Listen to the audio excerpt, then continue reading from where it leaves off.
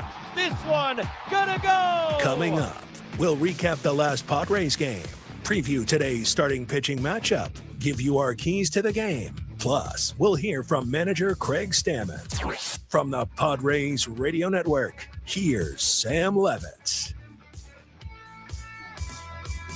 San Diego Padres baseball coming up on 97.3 The Fan and the Padres Radio Network. As today, the Padres take on the Kansas City Royals in the first game of a 3-game series. Our starting pitching matchup tonight for the Royals, right-hander Seth Lugo, and for the Padres, right-hander Michael King.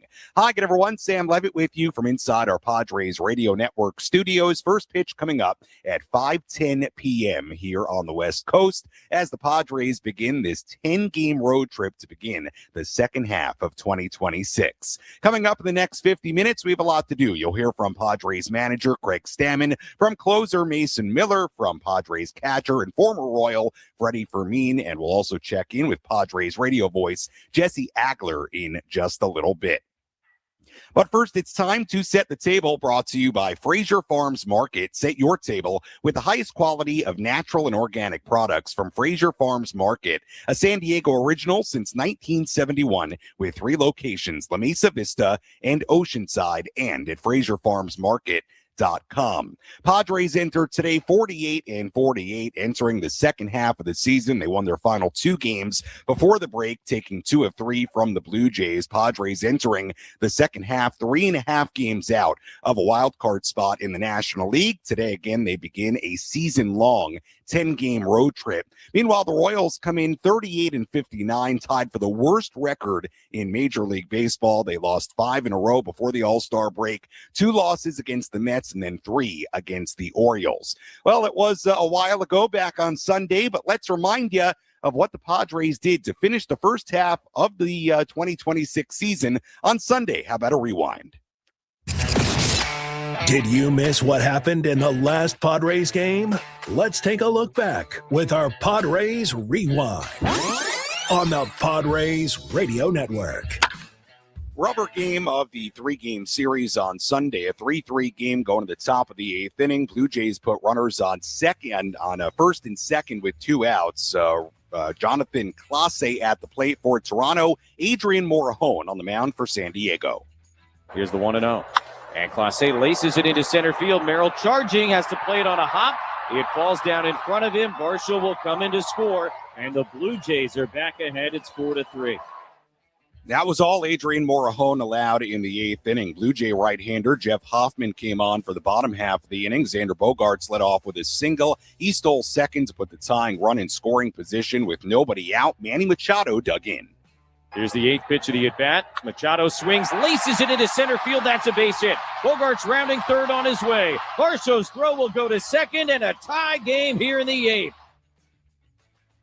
Manny went to second on a ground out. Jace Bowen then pinch ran. Bowen stole third base. That was huge because with 1 out and the go-ahead run, 90 feet away, Ty France dug in. Now the infield in. 1-1 pitch in the air to right center. That'll get the run home at least. Varsho back onto the warning track, reaches up to make the catch. Bowen tags and scores, and the stolen bases set up the rally. Padres back ahead. It's 5-4. Padres getting 2 big runs in the bottom half of the 8th inning. They led 5-4 going to the 9th inning. It was time for the All-Star, Mason Miller. Miller set. Here's the 0-2 pitch. Guerrero swings and misses. Strike 3. Chased a slider in the other batter's box. And thanks to a late rally, the Padres will go into the All-Star break winners of 5 out of their last 8 and at 500 for the season. A 5-4 win over the Blue Jays here this afternoon. Feels fitting. The Padres get to go into the break at 500. Played a really good baseball game today, especially there in the 8th. Some good feels as these guys get some rest.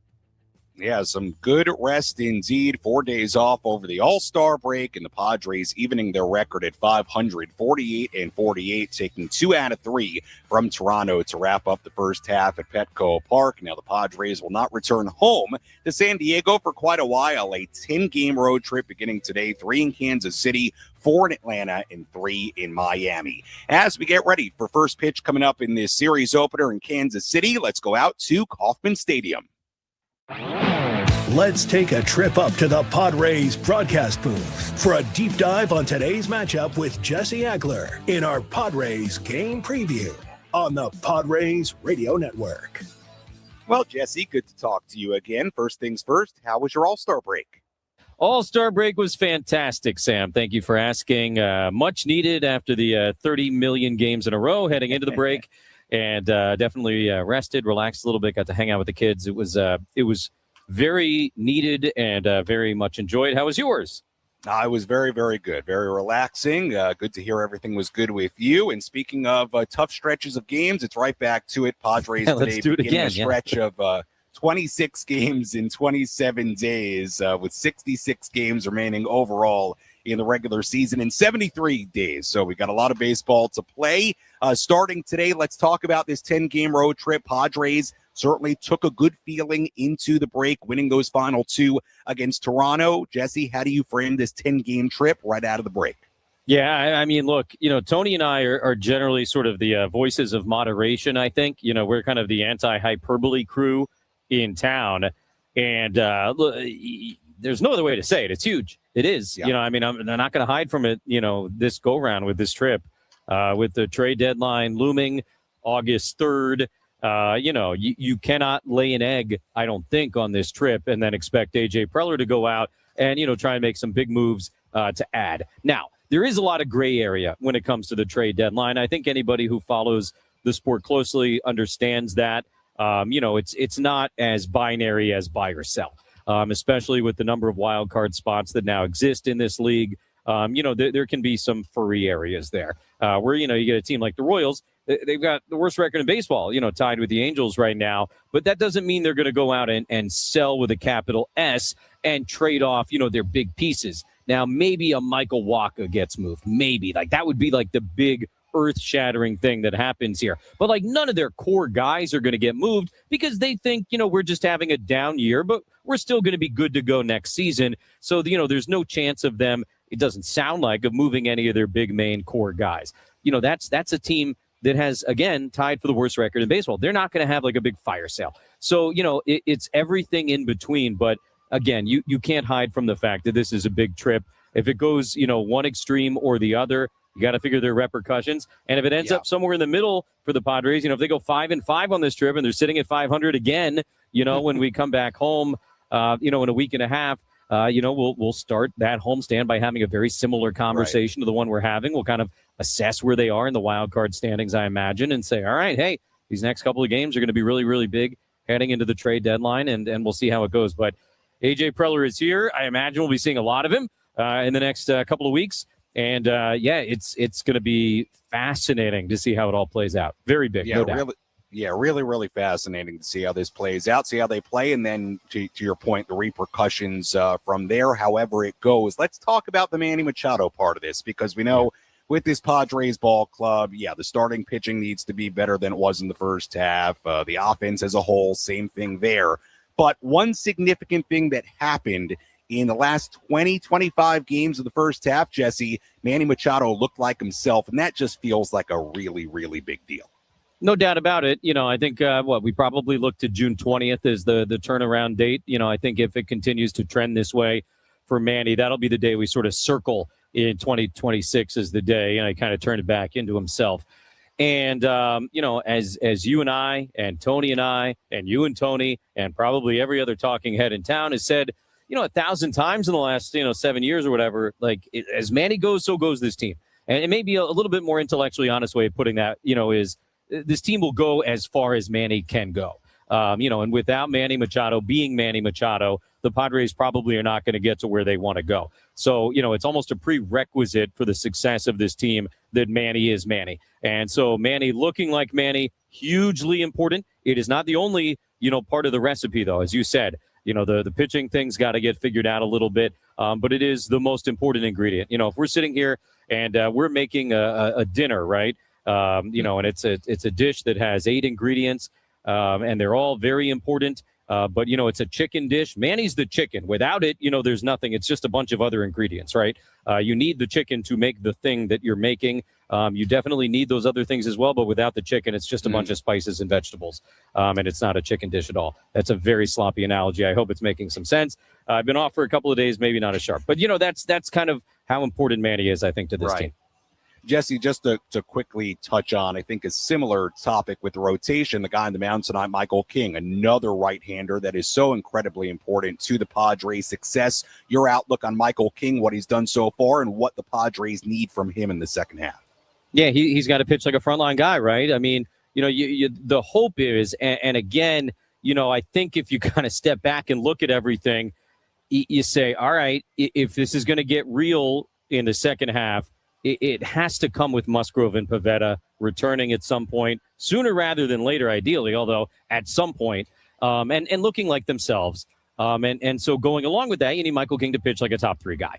And that's something Michael is more than capable of. We've seen that, I think, in the last, call it 5 starts, you've gotten what you need to get out of Michael King. If he can continue to pitch like that, that's fine. If he's better than that, if he's back to peak, the guy we saw a lot maybe in 2024, all the better, certainly. But you need at minimum, I would say, the guy that we've seen the last, 5-ish times out, because, again, you as a requirement for winning in this league, you need starting pitchers that you can rely upon. And he's been reliable as of late. Jesse, good insight as always. We'll talk to you and Tony coming up at 5 p.m. for this series opener. Thanks so much. You got it, Sammy.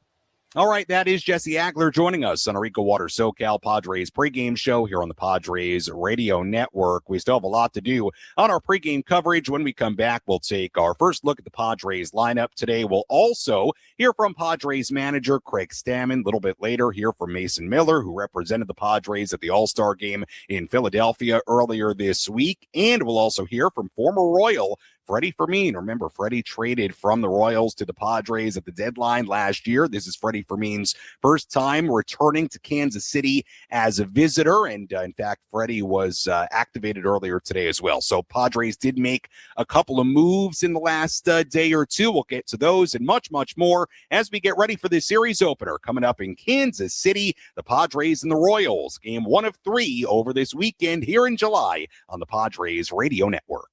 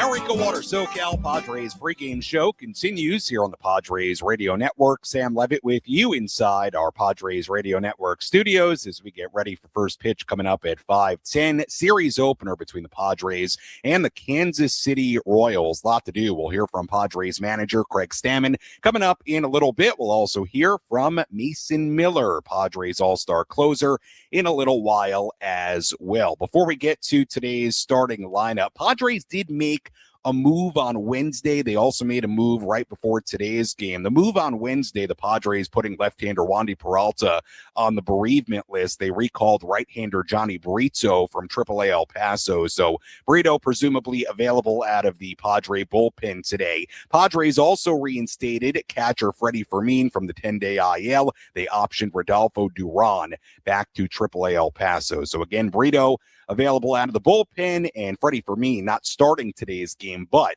he will be on the bench today, taking off the IL before the second half begins. Let's take a look at today's Padres starting lineup. Leading off for the Padres today in Kansas City, Fernando Tatis Jr. He plays right field. Batting second, Jackson Merrill. He's in center. Batting third, Xander Bogaerts at shortstop. Manny Machado cleaning up. He's at third base. Batting fifth, Gavin Sheets in left field. Ty France batting sixth at first base. Jake Cronenworth batting seventh at second base. Miguel Andujar, the DH today, batting eighth. And Luis Campusano is doing the catching today and batting ninth with right-hander Michael King on the mound for the Padres. And former Padre right-hander Seth Lugo on the mound for Kansas City. As we get ready for this one coming up at Kauffman Stadium, let's go to Kansas City and hear from Padre manager Craig Stammen. Let's pull up a seat in the manager's office and hear from Padres skipper Craig Stammen. Served up by Sinley Food. If you've had better chicken, you must be a rooster. What's the break for guys, and is it more important mentally or physically, or it depends on the guy? It's just nice to have a couple days off, to collect your thoughts, let your body heal up a little bit, all of the above. I think it was definitely a good mental breather, and then a physical, reset. Played 17 in a row right before the break, and then we got 10 more in a row. So these guys are going to be playing a ton and in the midsummer heat. So the break came at a good time for us. Yeah. It seemed like you guys ended on a good note, winning those last two games, but not just winning the games the way you did it. It was sort of like vintage Padres baseball, taking advantage of mistakes, doing the little things. How good was it to see that in the break, and important to carry that forward? Yeah, exactly. I mean, that's the kind of baseball we want to play the rest of the year. We've played it at times during the first half, but we've got to play more of that style of baseball. The second half, we want to get to where we want to get to. Yeah. What are some of the keys going into the second half? I mean, is it certain guys getting out at the plate? How important was it for Manny to be doing what he's doing, carrying that into the second half? What do you sort of see as some of the key components? Yeah, I think, what we did that last week at home is what we need to do the rest of the 66 games. That was the blueprint, and it's about finding the consistency of that type of baseball, playing the game, not necessarily going for the big home run or the big hit, but playing the game the right way, taking quality at bats, and then piecing it together with our pitching and using our bullpen as much as we possibly can. Yeah. How big is it to have Manny doing what he's doing? Because when he's hot, he carries the team, and he can be hot for a while. Yeah, exactly. He's, had it. He's gone through it this year, and he's righted the ship. And we always, when he gets hot, our team usually gets hot. And so he's getting hot at the right time. We've handled business up until then to where we're still in the hunt. And now, hopefully we can ride his coattails for a while. Freddy coming back, he clearly was not wanted to come out of any of these games, but you guys have made that a priority. Yeah. What is the level of concern? I know you wouldn't put him back in there if it was dangerous. I think the reason we put him on the regular IL, even though he didn't get diagnosed with concussions, we wanted 10 more days of him not getting hit in the head, which would hopefully get him away from the last concussion and give him a better chance of. His catchers have been getting hit. Our catchers have been getting hit a ton behind the plate. So if he gets another one, which is somewhat inevitable, hopefully it doesn't knock him out or give him another concussion. That was Padres manager Craig Stammen earlier today inside the Padres dugout in Kansas City. We'll hear more from Craig on our post-game coverage coming up later on this evening. Sam Levitt back with you inside our Padres Radio Network studios. As always, our pregame coverage brought to you by EcoWater SoCal. Keeping it soft since 1925. Visit EcoWaterSoCal.com or call 760-350-3338. That's 760-350-3338. Let's tell you who's hot, who's not. Which player is locked in at the dish? Who needs to step up their game? This is Who's Hot, Who's Not. Presented by ASAP Drain Guys and Plumbing, a division of Anderson Commercial, your full-service plumber serving San Diego County. Let's begin with a look at the hot category. Manny Machado is certainly in that category. 4 games before the break, he was 8 for 16 with a home run and 4 RBIs. His last 21 games, Manny batting .307 with 7 home runs and 19 runs knocked in. Ty France, he had a great series against his former team before the break in the Blue Jays. 5 for 9 with a home run in that series with a double and 3 RBIs as well. Jake Cronenworth, who has been very productive since coming off the IL, also in the hot category. He's batting .333 in his past 12 games. Not category. Take a look at a couple of guys in the lineup today. Fernando Tatis Jr., just 2 for 16 with a couple of singles in 4 games before the break. Gavin Sheets mired in one of his deepest slumps of the season, 0 for 17 in his last 6 games before the break. However, sort of a weird thing, he is in the midst of a 13-game on base streak, but 0 for his last 17. So we'll see if Gavin, if Toddy can get it going in Kansas City tonight. That's a quick look at who's hot and who's not. Let's take a look at some Major League headlines as we go around the horn. Let's examine the most important news and the latest information you need to know in the world of Major League Baseball. Sam Levitt takes you around the horn. Presented by Valley View Casino and Hotel. Get ready for Major League winning when you join Valley View Casino and Hotel's Players Club and receive over $200 in free instant offers. Visit valleyviewcasino.com to learn more today.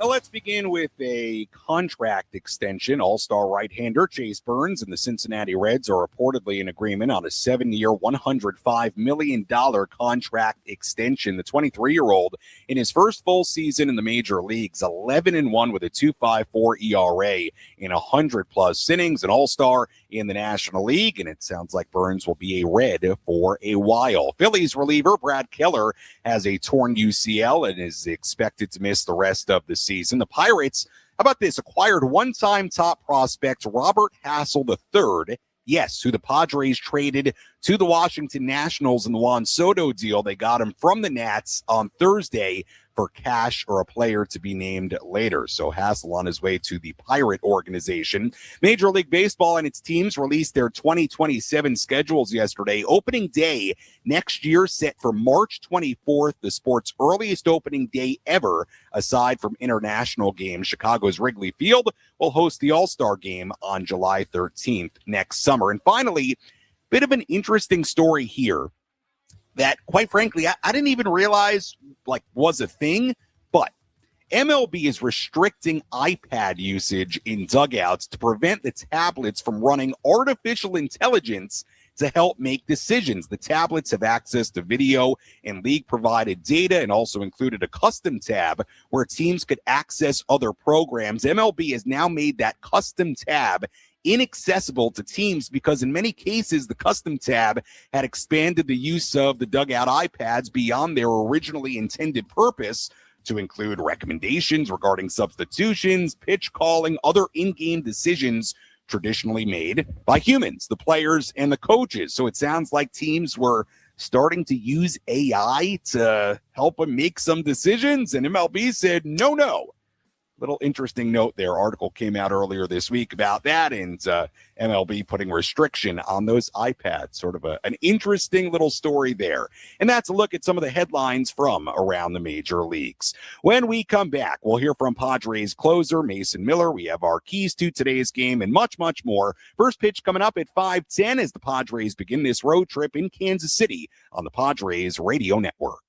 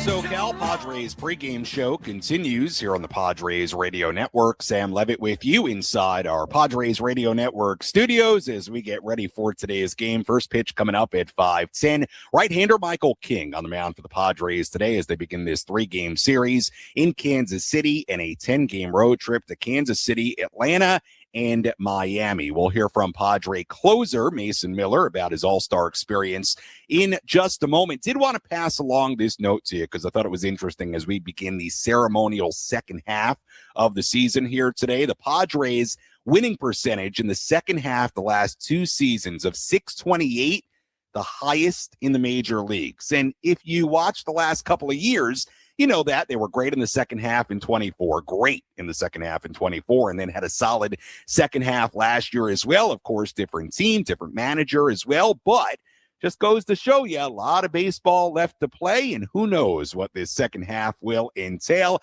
Padres have been a really good second half team the last couple of seasons. Let's give you an update on Nick Pivetta and Joe Musgrove. Also talk about some Royals injuries as well. Who's in? Who's out? This is the Bada Fulkerson Injury Report, presented by San Diego's Bulldog Injury Attorneys, who hope you're never in an accident. But if you are, make Bada Fulkerson the first call you make. Hit them up 24/7 at badafulkerson.com. Let's first begin with the Royals. They are a really banged-up team. Vinny Pasquantino in the lineup for Kansas City today led the Royals in home runs and RBIs, but he was last season, but he was reinstated from the IL just last weekend after missing 23 games. Royals also without all-star Michael Garcia. Kyle Isbell has been out. They're without Carlos Estevez, who was last year's Major League saves leader, their opening day starter 3 times in his career. Cole Reagans last pitched in early May. Chris Bubich also out right now. So the Royals dealing with a lot of injuries. That is part of the reason they come in tied for the worst record in baseball at 38-59. As far as the Padres, how about an update on Nick Pivetta and Joe Musgrove? Here was Padre manager Craig Stammen earlier today on those 2 right-handers. Yeah, both Nick and Joe threw bullpens today in Arizona, up-down bullpens. So threw 15, 20 pitches, sat down, threw 15, 20 pitches more.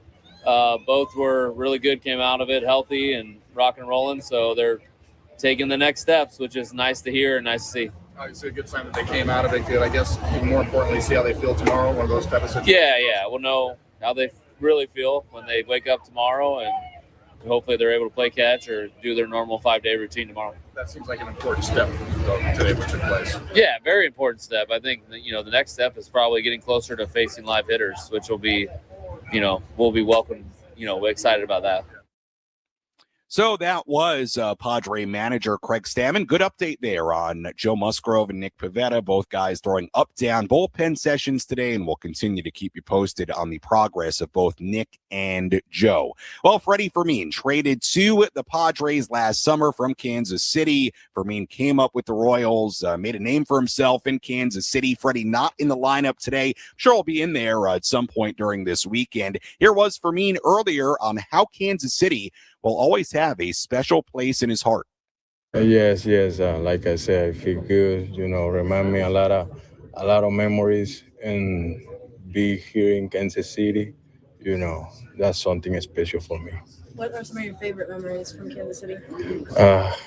From when I was a minor, from when I get here, taxi squad, a lot of it's a couple World Cups, I saw people around, met him before. Well, like I said, I feel good right here, something special. Did you see Salvi yet? Yeah, he texts me. Where you at? I said, I'm busy right now, bro. I'll see you later. What will it be like to see him? I for sure. I like to see everybody. I meet a couple guys outside, and I feel like at home. What kind of a mentor was he for you? Salvi, special.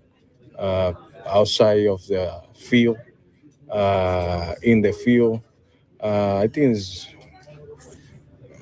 I learned a lot from him. Now I'm here, I follow his work. I like how his work, and I feel great, and I have to. That's why I have respect to Salvi. I think it's a good mentor for me. Pretty cool there hearing Freddy Fermin talk about Salvador Perez, Salvi, future Hall of Famer in all likelihood. And good on Freddy Fermin creating a relationship with Salvador Perez. And now he gets a chance to play against Salvador Perez as the Padres begin this series against the Kansas City Royals. Let's take a full look at the out-of-town scoreboard.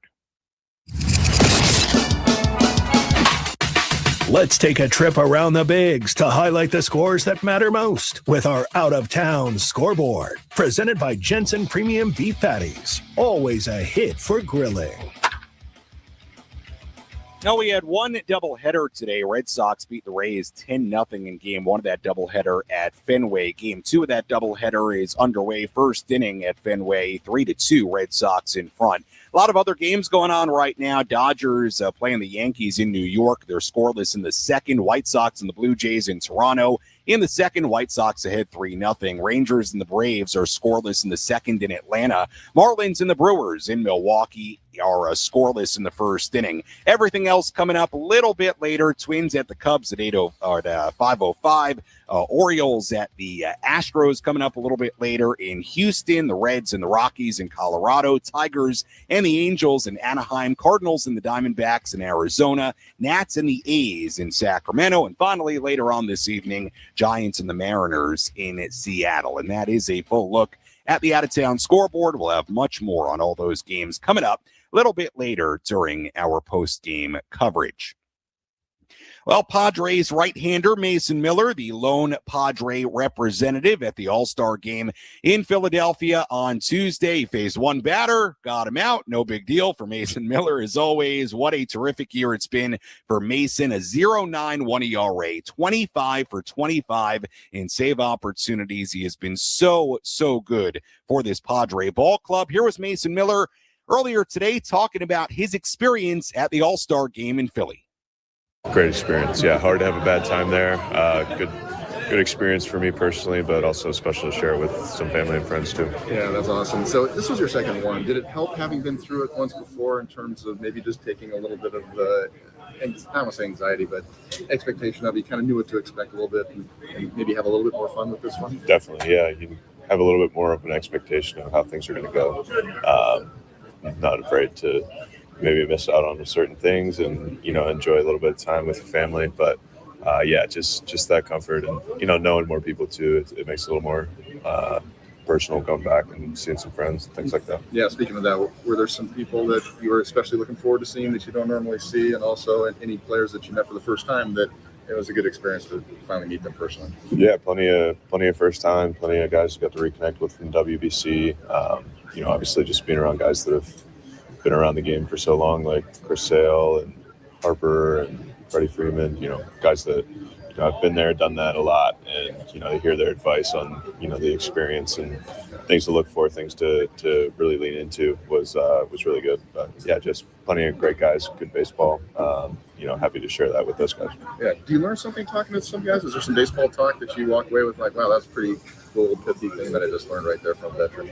Yeah, I think that it might not be something that's super applicable right now, but just seeing and hearing things that they've been through, things that kind of go into their process, things that you kind of consider as you develop your own process moving forward. So just always soaking in information and learning new things. Yeah. Did you know that you were going to get into the game? Did you know you're only going to face one batter? What was your thoughts on that whole experience? Yeah, that was kind of the expectation. If we were winning, maybe it would have looked a little different. But just obviously get the chance to go to an All-Star game. To me, it's a special honor, and to be able to play in that game, I think it's something that is super hard to pass up. So, even though it's one batter, I was super happy to get in there. Yeah, and you took care of business, of course, but I think Padre fans wanted to see you strike out three guys, one maybe. Yeah, we'll save it for the regular season games. You obviously have a long road ahead of you in your career, but just taking stock of like the first couple of years, just being able to have this meaningful impact so quick off the bat of your career, how's that been meaningful for you?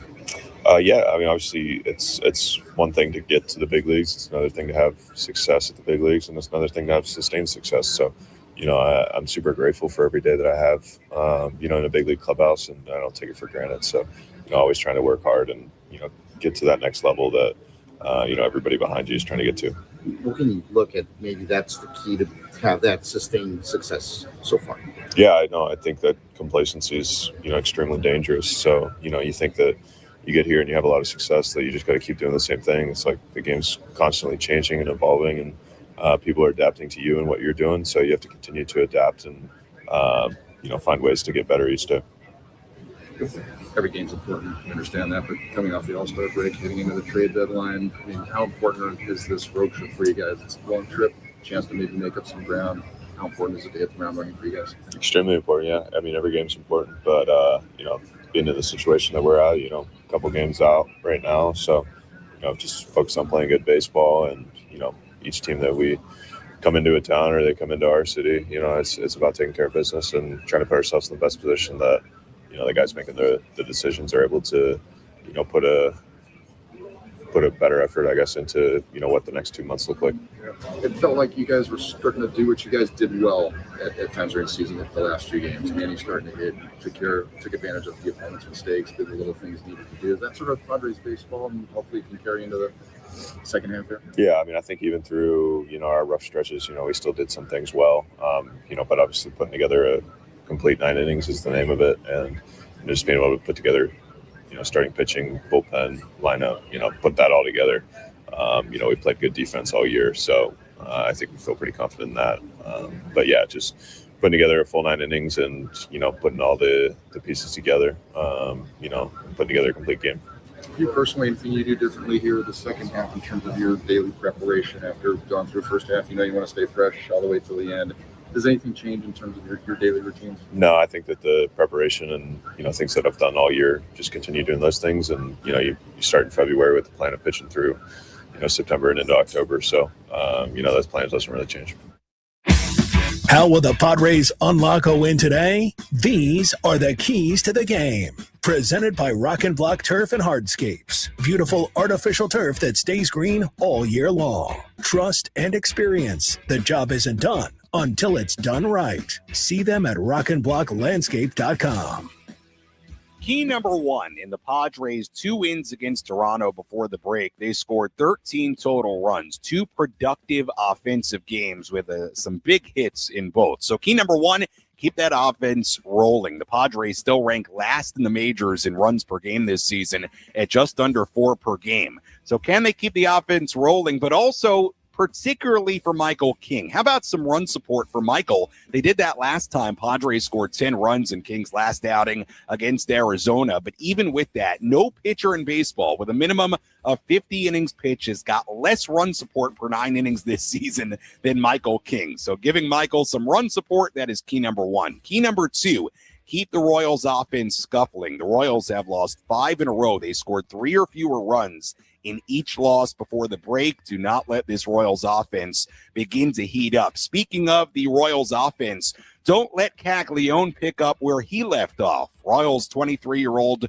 Jack Caglione, who participated in the home run derby, ended the first half on a 7-game hit streak, 3 doubles and a home run in that span. Don't let Caglione continue to play that well in this series in Kansas City. And key number 4, slow down Jensen at the top. You'll notice a little bit of an oddity. The Royals have their catcher, Carter Jensen, leading off today. Jensen was ice cold to finish the first half, despite hitting 13 home runs and leading Kansas City with 49 RBIs in the first half of the season. But Jensen went just 3 for 30 to finish the half. So don't let Carter Jensen set the tone at the top of the Royal lineup. And that's a look at our keys to today's game. And I should also mention, because we haven't even said his name yet, always got to keep an eye on Bobby Witt Jr., right? Shortstop, one of the better players in baseball, having a good year. 286 average, 13 home runs, and 39 RBIs. So Jensen, Witt, Caglione, 1, 2, 3 in the Royal lineup. Certainly a trio to keep an eye on